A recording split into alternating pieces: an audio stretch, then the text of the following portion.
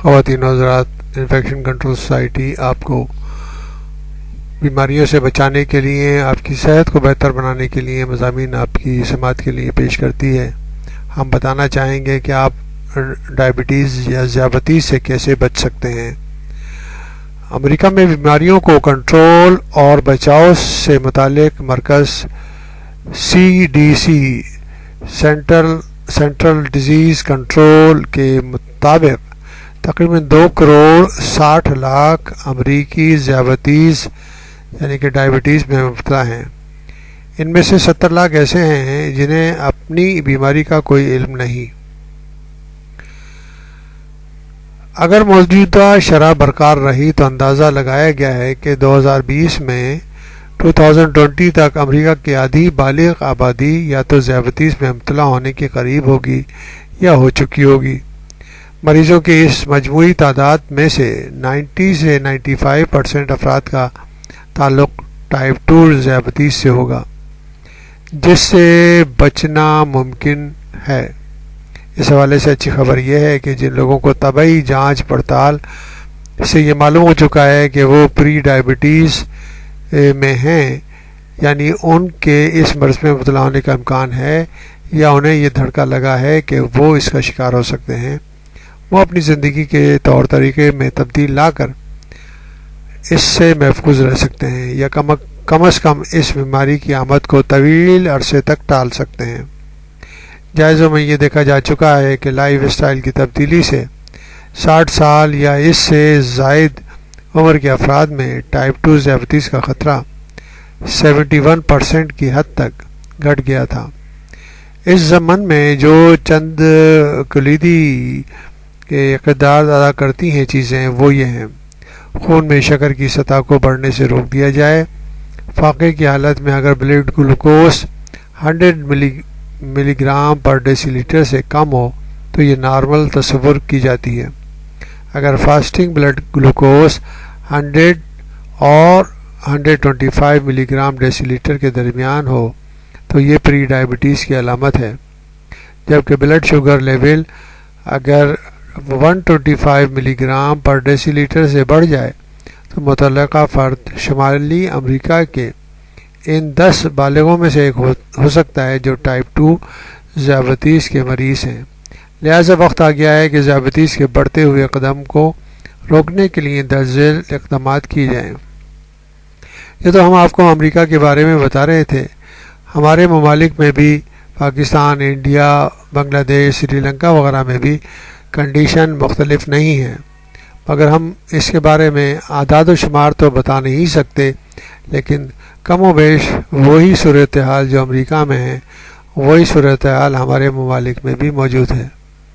تو ہمیں بھی یہ چاہیے کہ ان سب چیزوں کو ذہن میں رکھتے ہوئے اپنے مسائل کو کم سے کم کرنے کی کوشش کریں اور ذیابیطس سے بچیں۔ اس کے لیے کیا کیا احتیاطی تدابیر اختیار کی جا سکتی ہیں ہم اس کے بارے میں بتانا چاہیں گے۔ نمبر 1، وزن کم کریں۔ ذیابیطس کی آمد کو روکنے کا اولین طریقہ یہ ہے کہ آپ اپنا جسمانی وزن صحت مند حد کے اندر رکھیں، کیونکہ اضافی وزن کے باعث جسم کو بلڈ شوگر کنٹرول کرنے کے لیے انسولین کو استعمال کرنا مشکل ہو جاتا ہے۔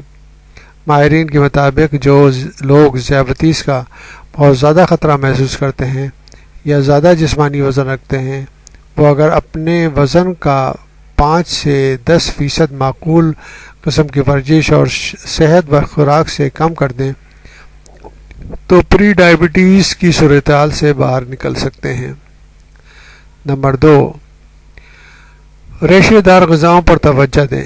ذیابیطس کی روک تھام میں ریشے یا فائبر کو بنیادی اہمیت حاصل ہے، کیونکہ ریشے دار غذاؤں کی وجہ سے آپ کے جسم کو انہیں ہضم کرنے میں زیادہ وقت لگتا ہے۔ کوشش کریں کہ روزانہ ایسی غذائیں کھائیں جس میں 40 سے 50 گرام ریشے شامل ہوں۔ زیادہ تر افراد ناشتے میں دلیا، پران، سیریلز کھا کر اس ضرورت کا بڑا حصہ پورا کر سکتے ہیں۔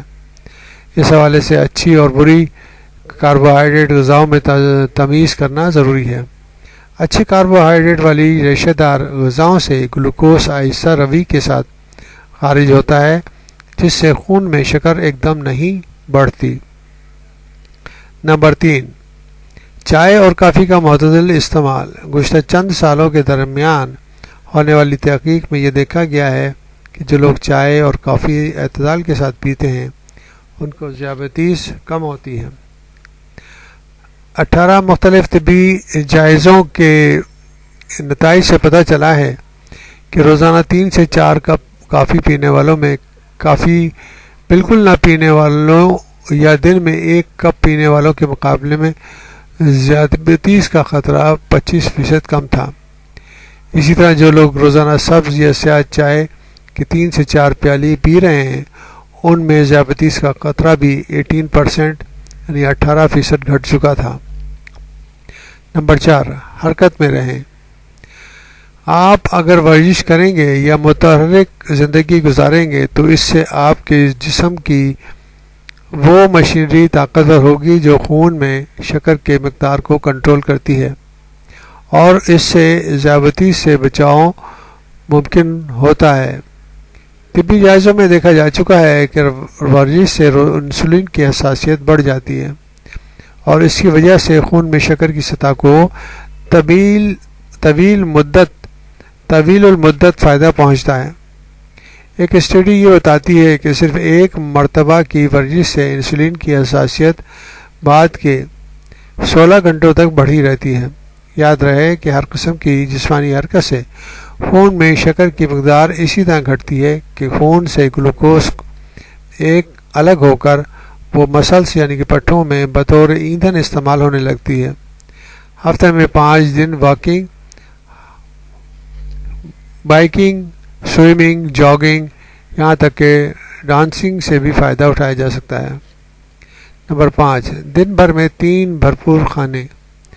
خون میں شکر کی مقدار کو مناسب حد کے اندر رکھنے، اچانک خون میں گلوکوز کے اضافے سے بچنے کے لیے جس کی وجہ سے لبلبے پر انسولین کی پیداوار بڑھانے کے سلسلے میں دباؤ بڑھتا ہے، ضروری ہے کہ دن میں 3 بار بھرپور کھانا کھایا جائے۔ ان 3 کھانوں کے درمیان روزانہ ایک ہی وقت میں مناسب وقفہ ہونا چاہیے۔ اگر 3 بھرپور کھانا ممکن نہ ہو تو وقفہ 4 گھنٹے سے زیادہ بڑھ جائے تو درمیان میں ہلکا سا ناشتہ کر لیا کریں۔ ذیابیطس کے ماہرین میڈیٹرینین ڈائٹ کے بہت زیادہ حامی ہیں جس میں بہت سارے مختلف قسم کے پھل اور سبزیاں، ثابت اناج، پھلیاں، دالیں، زیتون کا تیل، مچھلی، پولٹری شامل ہوتی ہے۔ اسی کے ساتھ وہ بھی کہتے ہیں کہ مٹھائیوں اور سفید آٹے سے بنی ڈبل روٹی وغیرہ سے اجتناب کیا جائے اور کبھی بھی ضرورت سے زیادہ نہ کھایا جائے۔ جو لوگ ذیابیطس کا خطرہ محسوس کرتے ہیں یا اس میں مبتلا ہیں ان کو ماہرین مشورہ دیتے ہیں کہ سونے سے پہلے مٹھی بھر بادام کھا لیا کریں، اس طرح رات بھر خون میں شکر کی سطح مستحکم رہے گی۔ نمبر 6، دل کو صحت مند رکھیں۔ ہائی بلڈ پریشر یا ہائپر ٹینشن کی وجہ سے ذیابیطس میں مبتلا ہونے کا خطرہ بڑھ جاتا ہے، اس لیے بہتر یہ ہوگا کہ ڈاکٹر کے مشورے پر عمل کرتے ہوئے بلڈ پریشر مناسب حد تک اندر رکھنے کی کوشش کریں۔ جو لوگ 65 ایئرس سے کم عمر ہیں ان کے لیے آئیڈیل بلڈ پریشر 120 اور 80 یعنی کہ 120 سسٹولک اور 80 ڈائسٹولک ہے۔ 80 ڈائسٹولک ہے۔ اس کے حوالے سے کولیسٹرول کی یکساں اہمیت ہے۔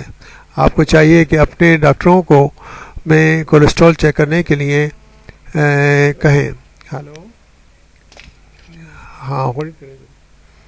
اس بات کو یقینی بنائیں کہ آپ کو ٹوٹل کولیسٹرول 20 ملی گرام پر ڈیسی لیٹر سے کم ہے۔ آپ کا لو ڈینسٹی لائپوپروٹین خراب تو کولیسٹرول 120 ملی گرام پر ڈیسی لیٹر سے کم، اور ہائی ڈینسٹی لائپوپروٹین اچھا کولیسٹرول مردوں کے لیے 40 ملی گرام ڈیسی لیٹر اور خواتین کے لیے 50 ملی گرام ڈیسی لیٹر ہونا چاہیے۔